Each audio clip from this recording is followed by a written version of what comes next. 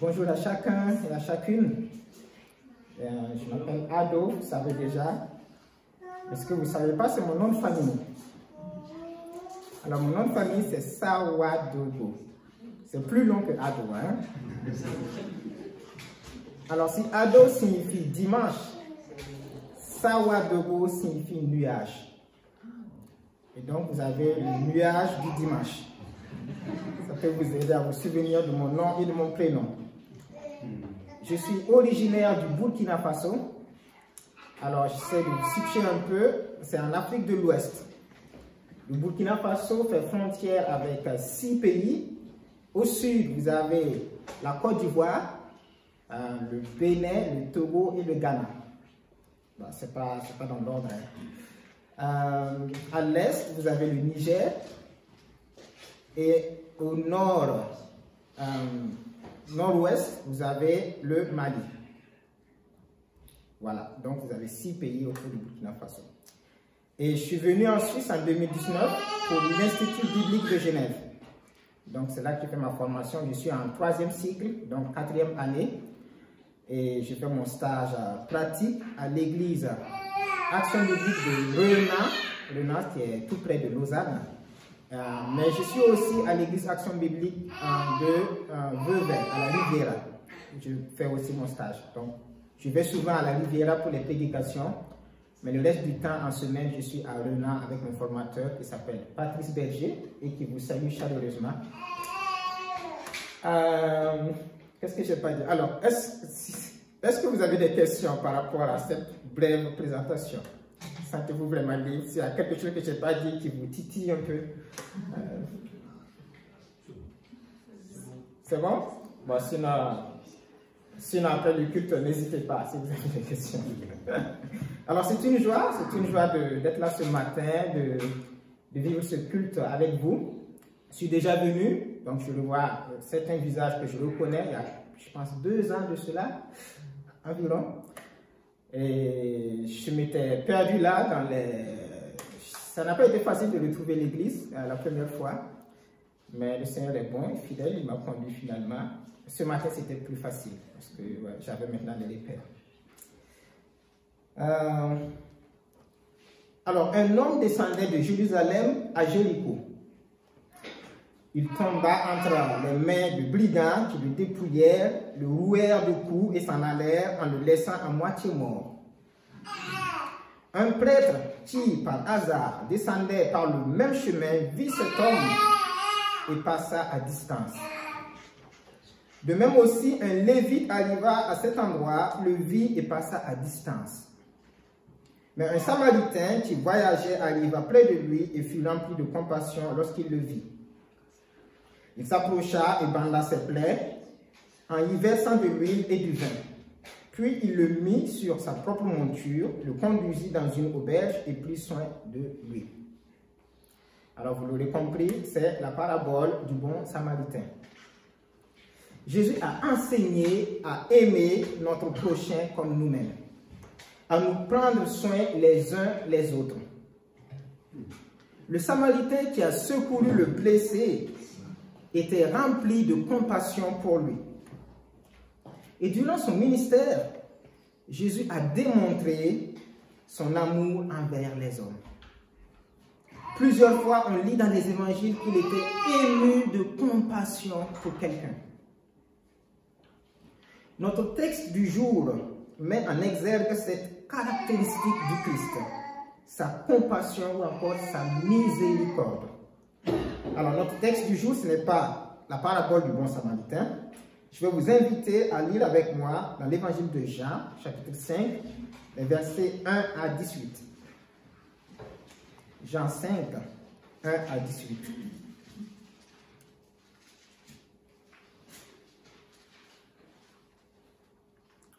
Je lis.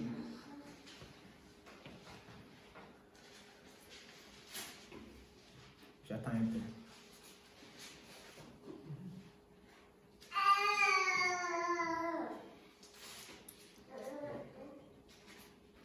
Alors, après cela, il y eut une fête juive et Jésus monta à Jérusalem. Or, à Jérusalem, près de la porte des brebis, il y a une piscine qui s'appelle en hébreu Bethesda et qui a 5 portiques. Sous ces portiques, un grand nombre de malades étaient couchés, des aveugles, des boiteux, des paralysés. Ils attendaient le mouvement de l'eau, car un ange descendait de temps en temps dans la piscine et agitait l'eau, et le premier qui descendait dans l'eau, après qu'elle avait été agitée, était guéri, quelle que soit sa maladie. Là se trouvait un homme infirme depuis 38 ans.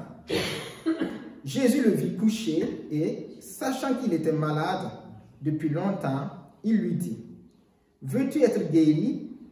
L'infirme lui répondit, « Seigneur, je n'ai personne pour me plonger dans la piscine quand l'eau est agitée, et pendant que j'y vais, un autre descend avant moi.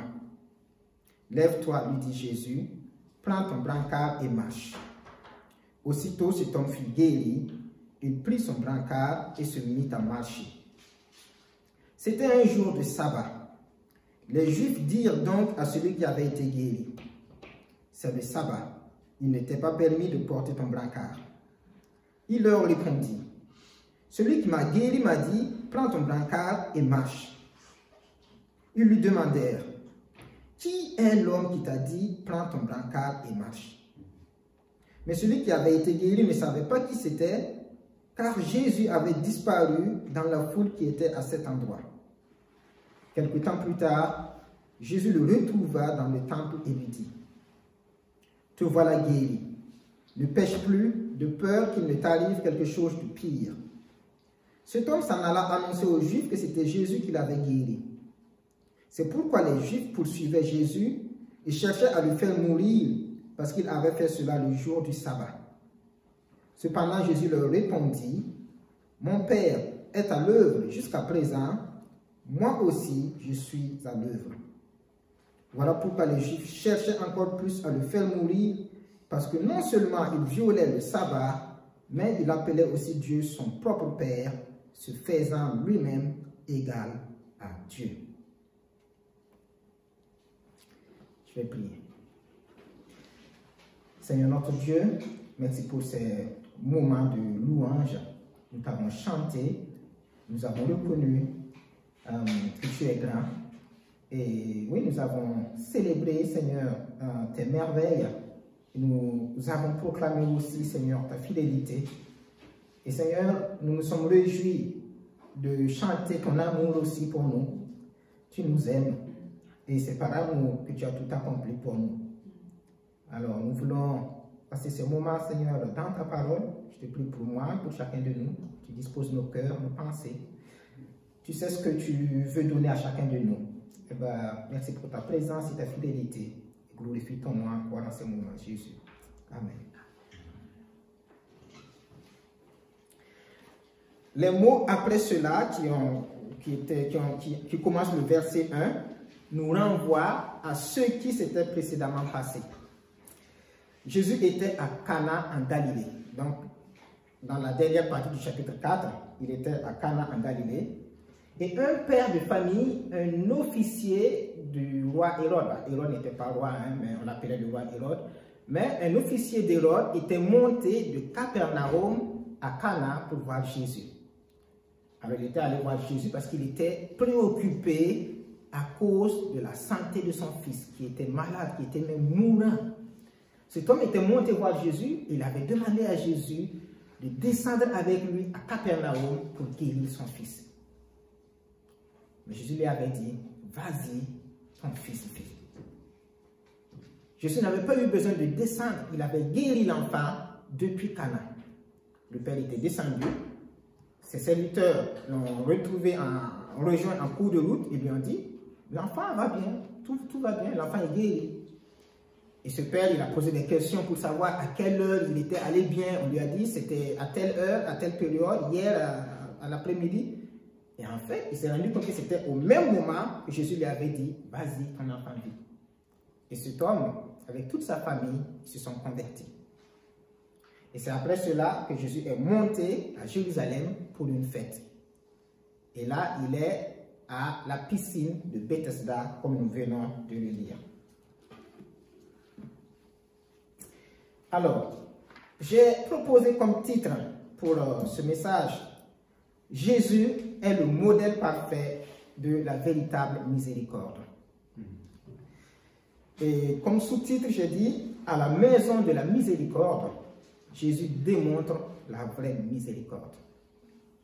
Et je vais parler de la maison de la miséricorde, je vais parler de la vraie miséricorde, et je vais parler du défi de la miséricorde. J'ai intitulé le prix de la miséricorde, le coût, ce que ça coûte être miséricordieux.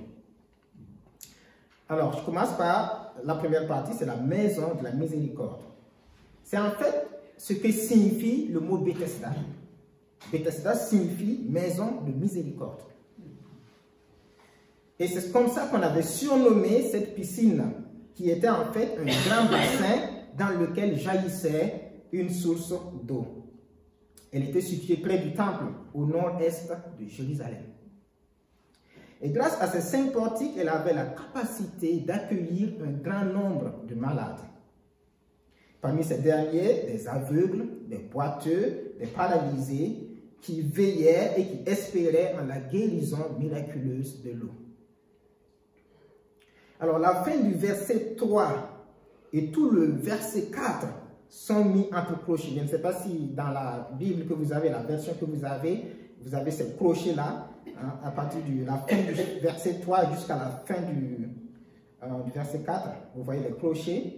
Alors cela signifie que cette partie-là ne figure pas dans les tout premiers manuscrits grecs.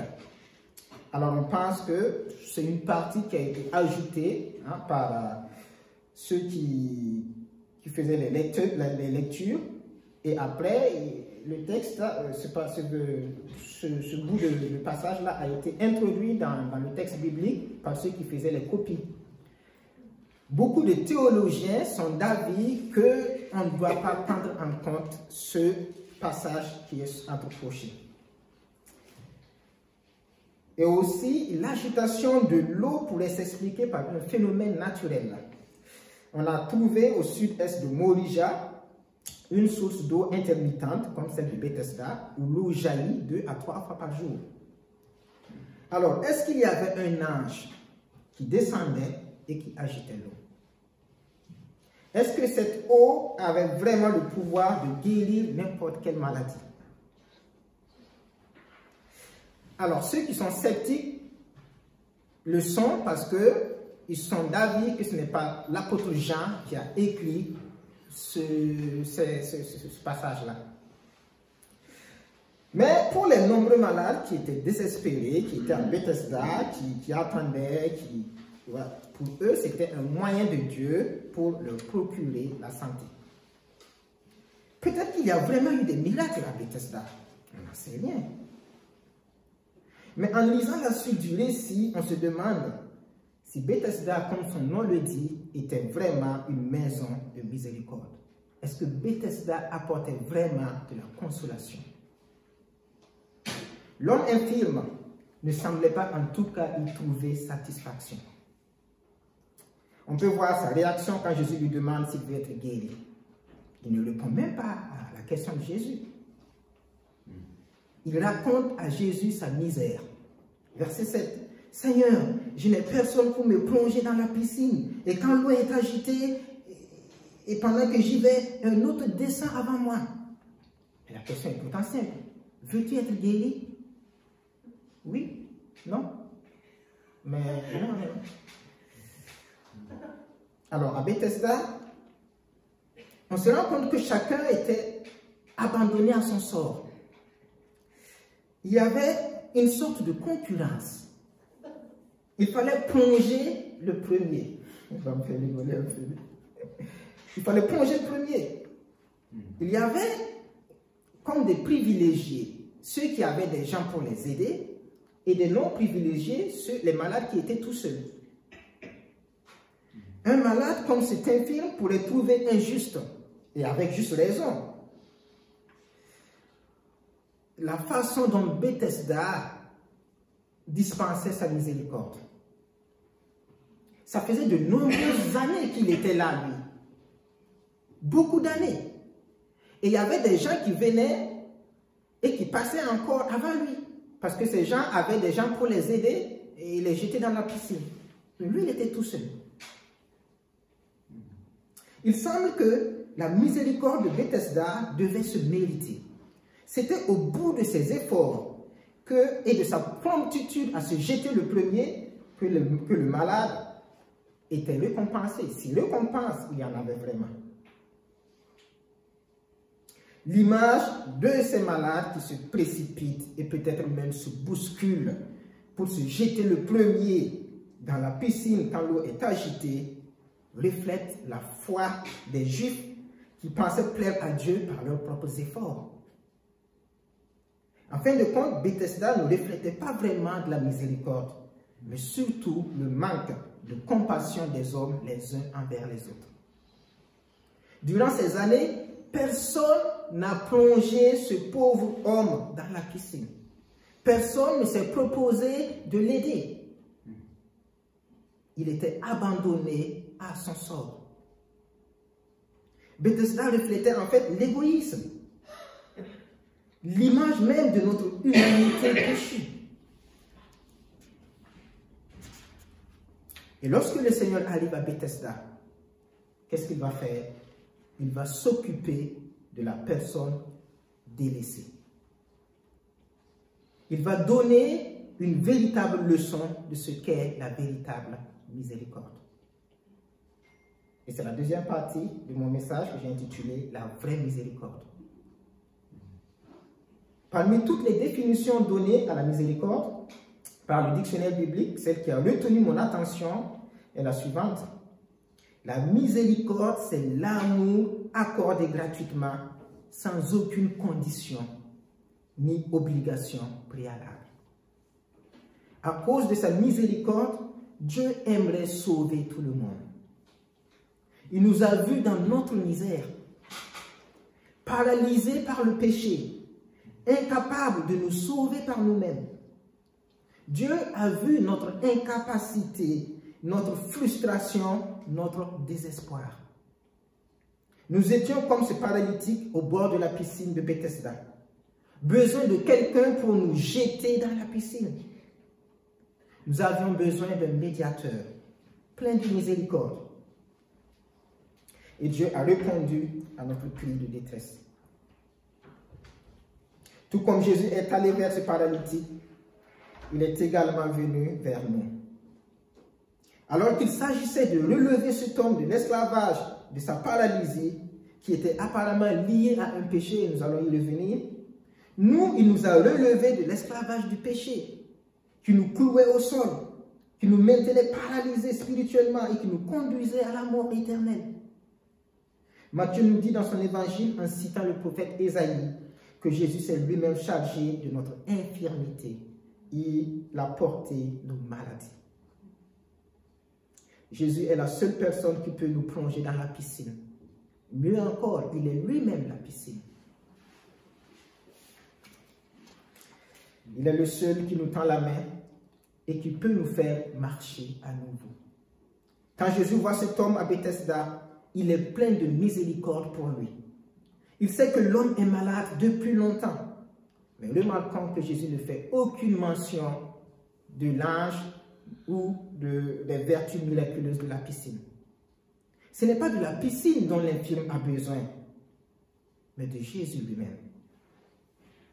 La méthode de Jésus révèle la puissance de Dieu et l'autorité qu'il a sur toutes choses. Verset 8. « Lève-toi, lui dit Jésus, prends ton brancard et marche. » Jésus n'a pas dit, je vais t'aider, je vais te lancer dans la piscine, je vais t'aider à être le premier dans la piscine. Non, lève-toi et marche. Le résultat est immédiat. Verset 9. Aussitôt cet homme fut guéri, il prit son brancard et se mit à marcher. Jésus offre à cet homme ce que Bethesda n'a pas pu lui offrir pendant plusieurs années. Et sa miséricorde s'exprime différemment. Elle ne dépend pas de nos efforts. C'est lui qui vient vers nous. La miséricorde de Jésus le poussait à guérir physiquement les malades et à chasser les démons. Mais tout cela n'était que les prémices de la grande guérison qu'il allait opérer pour chacun de nous. La libération définitive de l'esclavage du péché. Si Bethesda pouvait causer de la frustration pour certains malades, comme ce paralytique, la miséricorde de Jésus ne laisse aucune place à la frustration ou à l'injustice. Veux-tu être guéri? Jésus s'adresse à chacun de nous. Il s'adresse à tout le monde. Il nous suffit d'accepter sa grâce. Mais si la miséricorde est une grande vertu et reflète même le cœur de Dieu, les hommes ont manqué d'être reconnaissants vis-à-vis de la miséricorde que Jésus leur a manifestée. C'est pourquoi j'ai intitulé la troisième partie de mon message, le prix de la miséricorde, ou le coût de la miséricorde. Jésus venait de montrer combien il est miséricordieux. Il a eu compassion de cet homme qui était malade depuis 38 ans. Et on ne peut pas estimer le coût d'une telle guérison, car aucun médecin au monde n'aurait pu réussir une telle intervention. Mais heureusement que Jésus ne nous facture pas ses soins. L'homme avait été instantanément guéri, mais aussi exempté de tout frais. Il obéit, certes, quand Jésus lui dit de prendre son brancard, mais il ne manifeste apparemment aucune reconnaissance. Dans d'autres récits, des malades guéris ont reconnu Jésus comme le Messie, le Fils de Dieu, ou encore ils se sont mis à chanter des louanges à Dieu. Mais cet homme, il a juste pris son brancard et puis il est parti. En plus, dans les versets 12 à 13, quand les Juifs le questionnent, on voit que cet homme ne se rappelle même pas de celui qu'il avait guéri.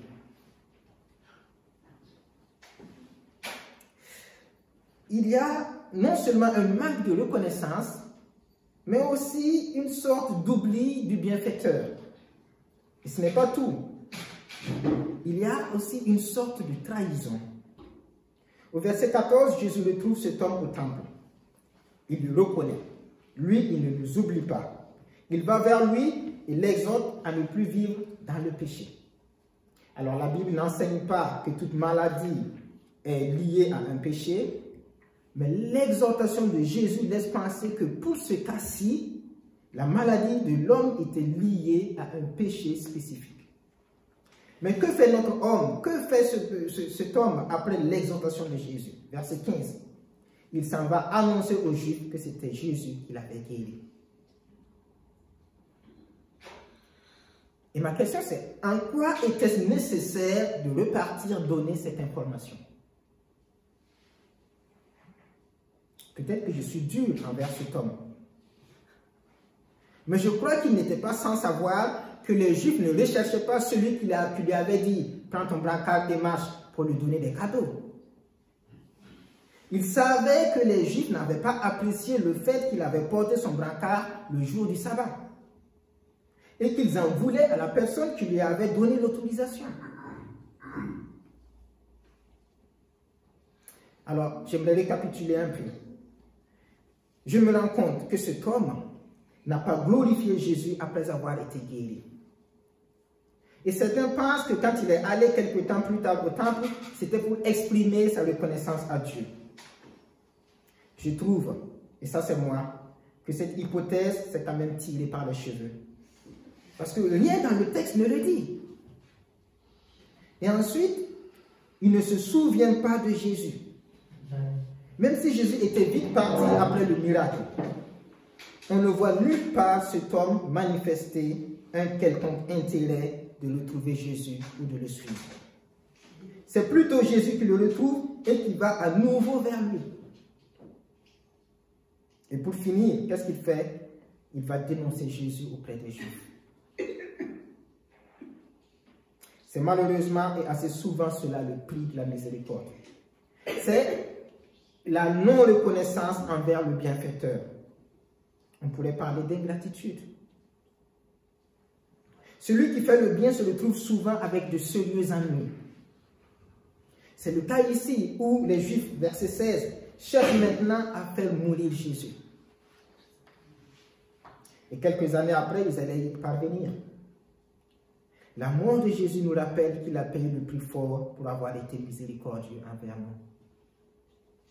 Pour que nous puissions nous lever et marcher comme ce paralytique, alors que le péché nous maintenait cloués au sol, Jésus a dû payer de sa vie. Pour nous avoir aimés et guéris, il a été trahi, calomnié, humilié, crucifié, et aujourd'hui, beaucoup l'ont oublié. J'ai lu un jour l'histoire d'une hyène qui était tombée dans un puits. Elle y est restée pendant des jours, car elle était incapable de remonter à la surface. Et au fur et à mesure que les jours passaient, elle perdait ses forces, parce qu'elle n'avait rien à manger. Et elle devait lutter pour garder la tête hors de l'eau, pour pouvoir respirer et appeler au secours. Alors que ses forces diminuaient et que tout espoir mourait, à travers ses derniers cris, ses derniers appels au secours, une biche qui passait par là a entendu. La biche s'est approchée, elle a regardé dans le puits et elle a vu cette hyène qui était là. Elle lui a lancé une corde et elle l'a tirée hors du puits. Quand la hyène est sortie, elle s'est dit, pardon? Elle a dévoré la biche. Elle a voulu dévorer la biche, c'est ça. Parce qu'elle s'est dit, si je la laisse partir, je suis très faible, je ne peux plus chasser, je vais mourir de toute façon.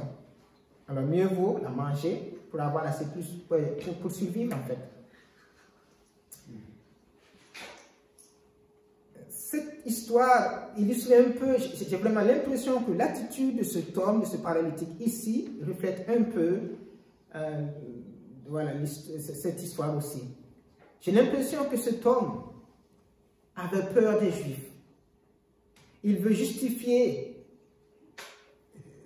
les reproches qu'on lui a faits. Non, ce n'est pas moi, c'est Jésus. Ce n'est pas de ma faute, c'est lui. S'il y a une punition, non, ce n'est pas moi, c'est lui qui m'a dit de faire ça.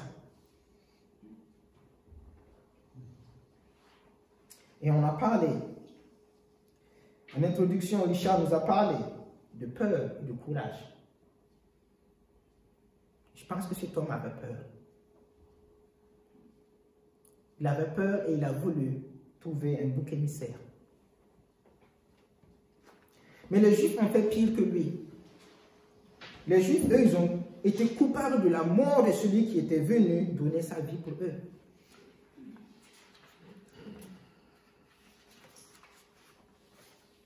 Et j'arrive à la conclusion pour dire qu'à Bethesda, une maison de miséricorde qui ne semblait pas vraiment en être une, Jésus a démontré ce qu'est la véritable miséricorde. Il a tellement de compassion pour nous que même le sabbat, excusez-moi, même le sabbat ne pouvait pas être un prétexte pour qu'il ne nous fasse pas du bien. Et cette miséricorde du Fils lui émane de son Père. C'est pourquoi Jésus dit aux Juifs au verset 17, « Mon Père est à l'œuvre. Jusqu'à maintenant, jusqu'à présent, moi aussi, je suis à l'œuvre. » Plusieurs fois dans sa vie, Jésus a préféré subir la haine des chefs religieux plutôt que de laisser souffrir son prochain. Mais notre humanité déchue paye souvent la miséricorde par l'ingratitude. D'ailleurs, après 3 ans de ministère, durant lesquels Jésus n'a pas cessé de montrer son amour pour les hommes en leur faisant du bien, ces mêmes hommes ont fini par crier à Pilate, « Crucifie, crucifie-le ». Alors je vais terminer avec 2 applications. La première, pour nous dire que l'ingratitude, le manque de reconnaissance des gens ne devrait pas refroidir notre amour et notre compassion envers notre prochain. Jésus nous appelle à manifester de la compassion. En témoigne la parabole du bon samaritain et les multiples exemples de son ministère. Mais les gens ne nous seront pas toujours reconnaissants. Mais Jésus, lui, n'oubliera aucun d'eux notre bienfait. C'est par l'amour que Jésus est venu mourir pour nous. Nous pouvons lui demander de nous donner un cœur comme le sien, rempli de miséricorde pour notre prochain. Cela implique aussi que nous devons pardonner à ceux qui ont manqué d'être reconnaissants envers nous. Jésus a prié son Père pour qu'il pardonne ceux qui étaient en train de le crucifier. Alors cherchons toujours à faire le bien, quel qu'en soit les ennuis, quel qu'en soit le manque de reconnaissance, quelle qu'en soit l'attitude de ce monde envers nous. Et deuxièmement, j'aimerais nous dire que nous pouvons être encouragés par l'exemple de Jésus et ses paroles au verset 17. Le Père est à l'œuvre pour ses créatures jusqu'à présent. Aucun sabbat n'empêche notre Seigneur de nous venir en secours. Le Père ne dort pas, le Fils non plus, et aussi le Saint-Esprit qui est en nous. Nous sommes privilégiés. Nous avons le Dieu trinitaire qui s'occupe, qui se préoccupe de nous. Il est prêt et c'est lui qui nous vient en secours dans les moments difficiles, dans la détresse. Quand nous pensons qu'il n'y a plus d'espoir, comme ce paralytique, 38 ans de paralysie. Mais un seul jour de rencontre avec Jésus, lève-toi et marche. Jésus vient à nous, comme il l'a fait pour ce paralytique. Nous pouvons être encouragés quand nous sommes dans l'épreuve, parce que Jésus, il est avec nous dans l'épreuve. Jésus est notre force. Jésus est notre soutien. Jésus combat pour nous. Je vais encore prier. Oui, Seigneur Jésus, merci pour ta parole. J'aimerais te prier pour moi et aussi pour chacun de nous ce matin. Tu sais ce que nous vivons. Tu connais nos difficultés. Tu connais nos épreuves. Tu connais nos pleurs. Tu connais nos soucis, nos craintes, nos peurs. Je te prie vraiment que, Seigneur, tu rencontres chacun de nos problèmes. Je te prie que tu rencontres chacune de nos peurs, chacune de nos craintes. Que tu sois encore et toujours notre force, que tu sois celui qui nous relève, qui nous dit de nous tenir debout et de marcher. Donne-nous la force d'aller, Seigneur, d'aller de l'avant dans notre foi, dans notre marche avec toi, dans notre témoignage de tous les jours. Seigneur, dans ce monde où tu es de plus en plus oublié, donne-nous d'être des lumières dans ce monde. Je te prie aussi, Seigneur, de continuer à modeler nos cœurs, nous aider à te ressembler toujours plus, Seigneur. Des cœurs pleins d'amour pour notre prochain, des cœurs pleins de miséricorde. Que nous puissions, Seigneur, continuer à faire le bien, comme tu le fais aussi pour nous. Donne-nous de pardonner à ceux qui nous ont offensés. Merci pour ton amour, merci pour ta grâce, merci pour ta fidélité. Bénis chacun de nous et bénis la suite de ce culte. En ton nom, Jésus. Amen. Amen. On reste un peu